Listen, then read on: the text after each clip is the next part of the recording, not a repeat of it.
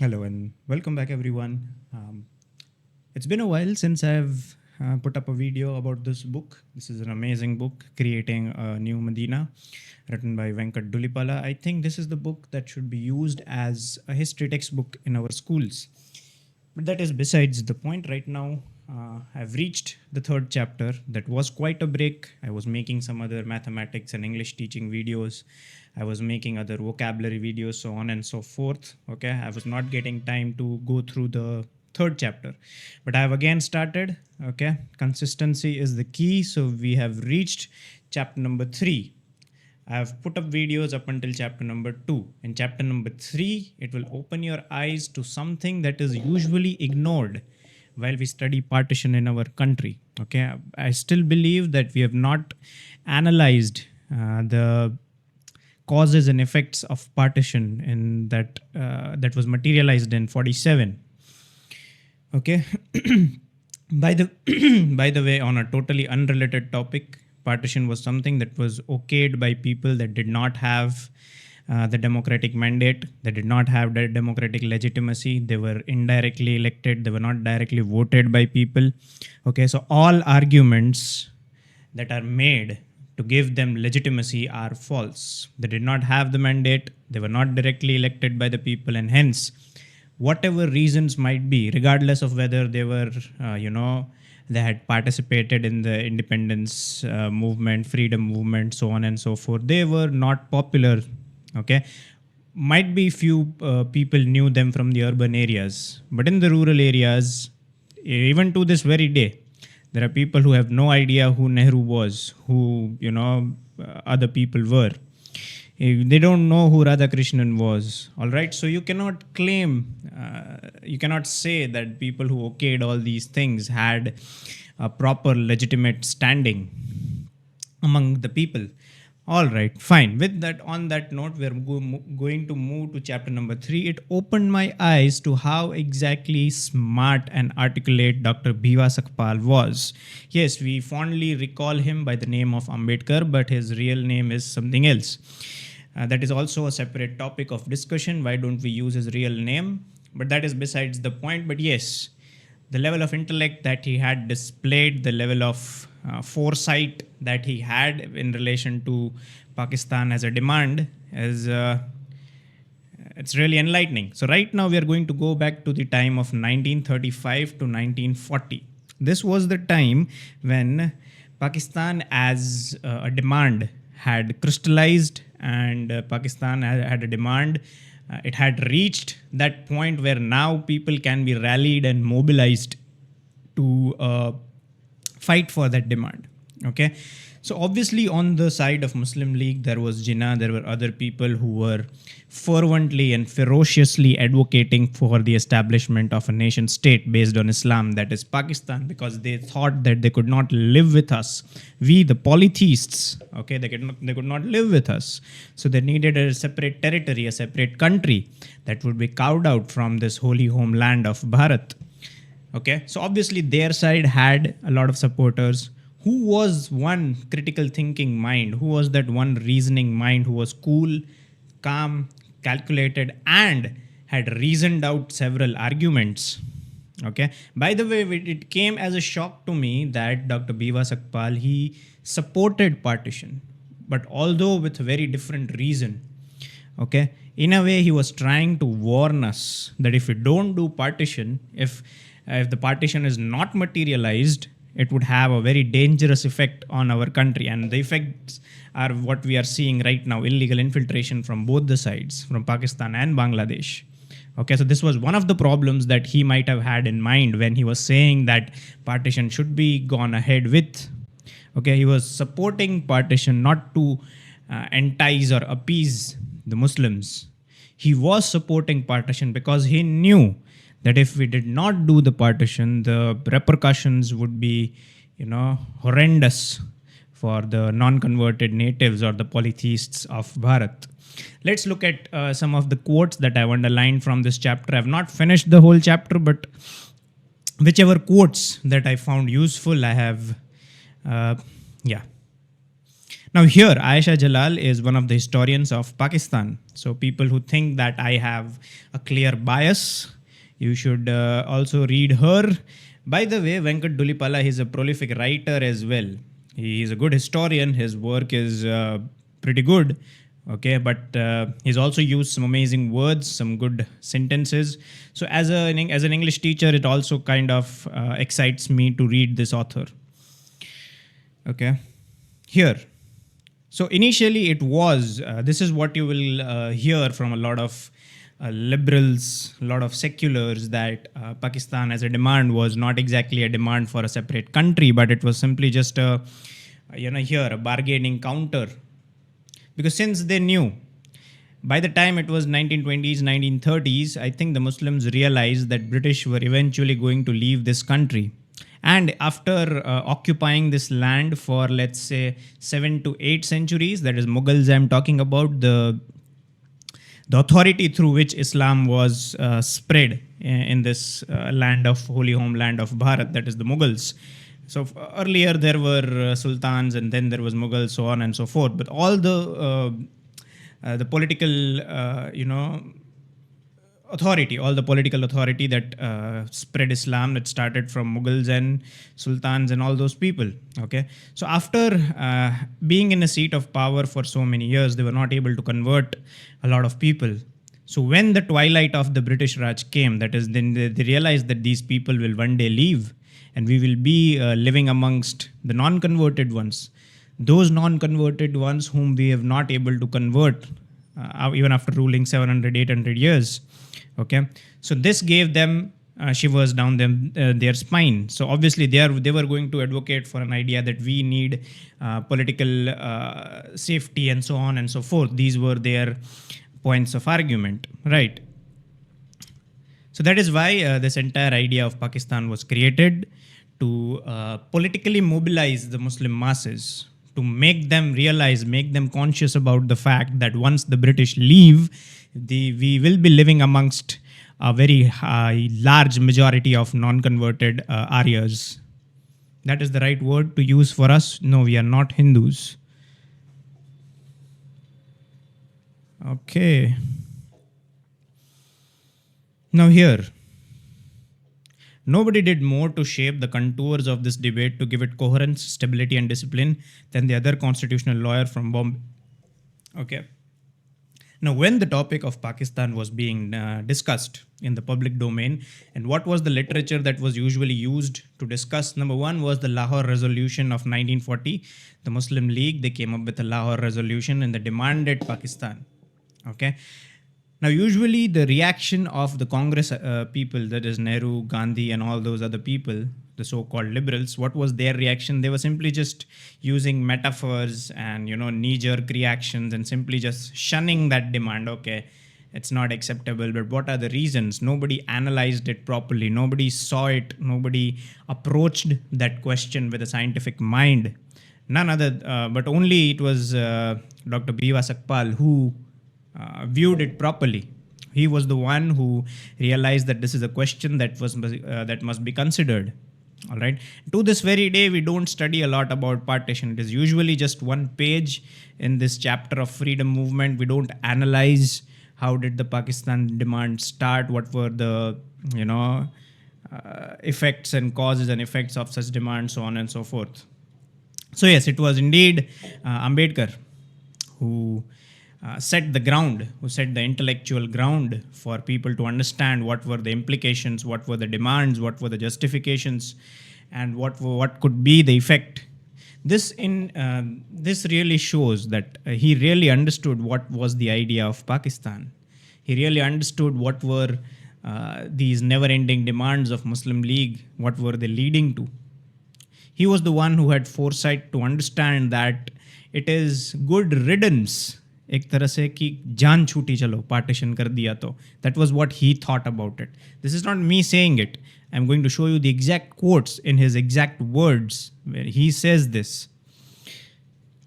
Here, at a time when Muslim League's base provided the Lahore Resolution with spontaneous and thunderous support, the Congress leadership, along with the rank and file, reacted to it in largely visceral, knee-jerk, and tersely dismissive fashion. So they were not engaging with the topic. They were not really understanding what exactly it was. It was indeed Ambedkar who brought semblance of sanity, order, and reason. What exactly does it mean? Okay. Now here, as Ambedkar sagely observed, I have no doubt that only proper attitude to Pakistan is to study in it all its aspects, to understand its implications, and to form an intelligent judgment about it. So I think this was the first time they had, I think, the non-converted natives of Bharat. Not when I say non-converted native, this is largely, a conversation and engagement between the Congress and the Muslim League. Both of them, by the way, were not directly elected by the people. So both of them did not have the democratic legitimacy to speak on behalf of the masses. They do not represent the opinion or the, anything related or the will of the masses, especially the Congress, because Muslims, I think, they were largely rallied behind Jinnah. So they knew exactly what they were doing when they got on the streets during the direct action day. They did what they did, and yeah. So here it said, I have no doubt that only proper attitude of to Pakistan is to study and all blah blah blah. Okay, so at that time, people they were usually dismissive. Pakistan, it's nothing, because largely they were indifferent and they were nonchalant, because this was the first time that was coming up that the geography, the holy homeland of Bharat, was going to be, vivified. And this was something that they had not imagined earlier, because we don't have that concept of secession. Okay, even during the British times, or even prior to that, none of the states in this nation of Bharat have seceded. All right. So this is the first time they were, hence the dismissive attitude, because since something that has not happened in centuries of Bharat existing as a nation state, how can something like Pakistan, materialize? But it was indeed Ambedkar who saw through it. Okay. Here. Now, what is interesting is a lot of people misinterpret Ambedkar's position on partition.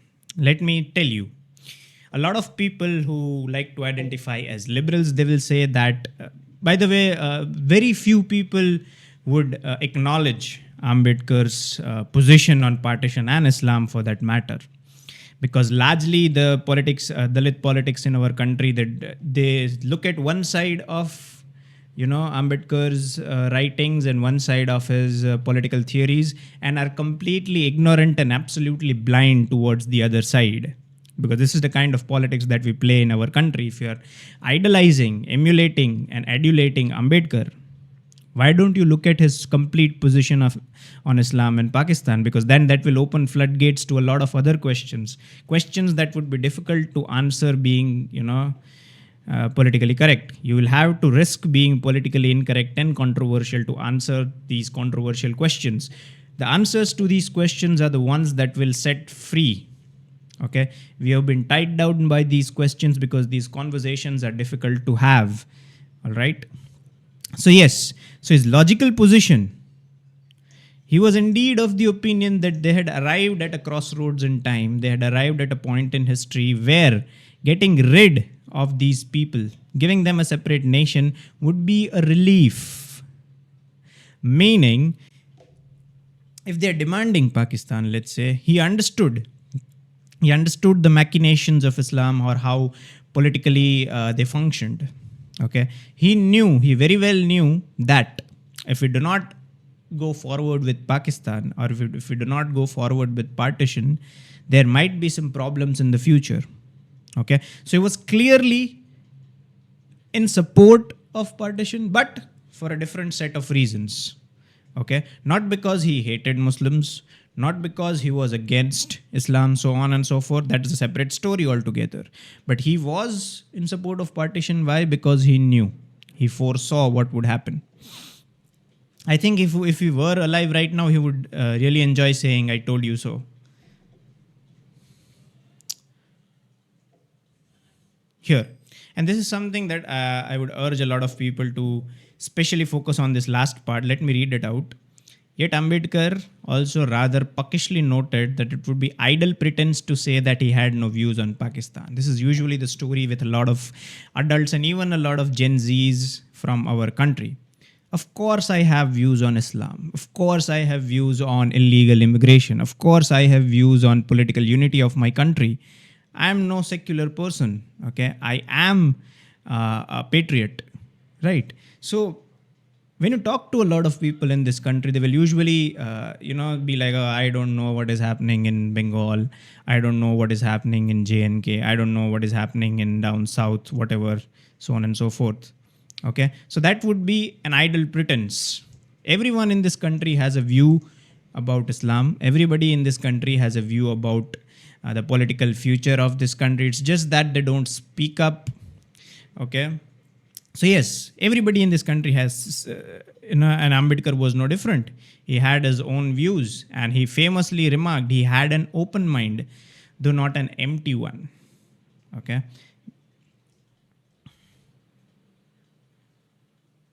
Now here he is clearly, Ambedkar conceded that these arguments clearly demonstrated that Muslims were a nation, and he therefore unambiguously supported Muslim League's Pakistan demand. He himself, he conceded that yes, their demand is justified because he saw Muslims as a nation. All right. So he was in support, but at the same time, let's look at the other side of that argument. Ambedkar subsequently presented a series of arguments to convince them to concede, arguments which could only have dampened. Now, why was he doing that? Why was he giving us, that is the non-converted natives, a series of arguments to actually support partition? Shouldn't he be a nationalist? Shouldn't he be against partition? Shouldn't he do that? But why is he clearly supporting Muslim League's demand of Pakistan? That is something that we must question. And at the same time, while supporting that demand, he is giving us, that is non-converted natives, some series of well-reasoned arguments. Since he was a barrister, he had a lawyer's mind. So he had that habit of corroborating his arguments with reason and evidences and so on and so forth. Okay, so he presented a series of arguments to us to convince us that this is something that is good for you. Okay. He sought to demonstrate how creating Pakistan would be in best interests as well as that of other minorities inhabiting our country. He saw this is in the best interest. If you undergo with partition, it is nice for your country. But here I think Ambedkar, he was operating under the assumption that once if partition is materialized, there will be a complete exchange of population, which indeed did not materialize. In a nutshell, Ambedkar argued that carving out Pakistan would be good riddance. This is where I'm saying good riddance. Good riddance, if you want to look at a Hindi equivalent of that word, is chalo picha chuta. That is what good riddance is.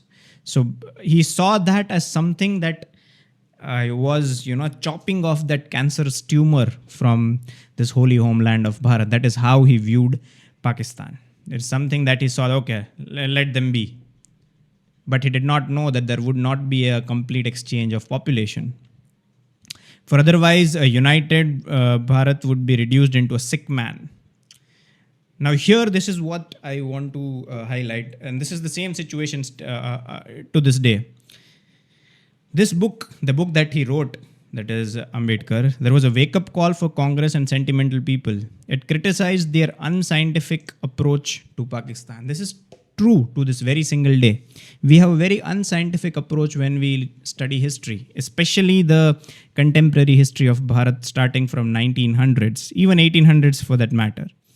Okay, we really have a very unscientific approach. What is taught in schools that there were some people, there was Muslim League, they wanted a separate country, they were given a separate country, people over here decided to make a secular democratic country. No, secular as a word was added where years later through I think it was added through an ordinance, not even a legislation passed in the parliament. Okay. So yes, a lot of people, partition is highly, highly understudied in our country. We don't study partition properly. Okay. So this is what Ambedkar is saying, that we have an unscientific approach towards Pakistan. And to this very day, that's true. We don't study it properly. Why did they exactly demand a separate nation? How did it materialize?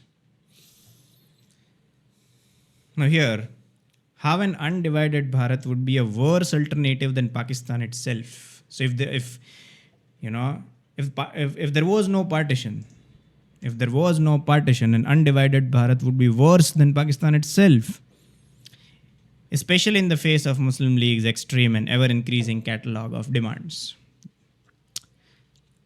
Excoriating for their refusal to accept the reality. This is still the very case. Excoriating when you are scolding somebody vigorously. Okay, you're trying to tell them that they accept the reality of Pakistan. What is Pakistan? Pakistan is a nation state based on Islam. So it is a reality. They lost their caliphate after the World War II. Turkey became a democracy and they did not have a nation state all to itself. Hence, the genesis of the idea of Pakistan. And this is the reality. To this very day, we have a lot of people who refuse to accept this. They simply think that there are just borders and there is no political separation. That's it. This is where I have stopped reading. I'll start reading next, evaluating the Lahore resolution and demand for Pakistan in the next video. Thank you for watching.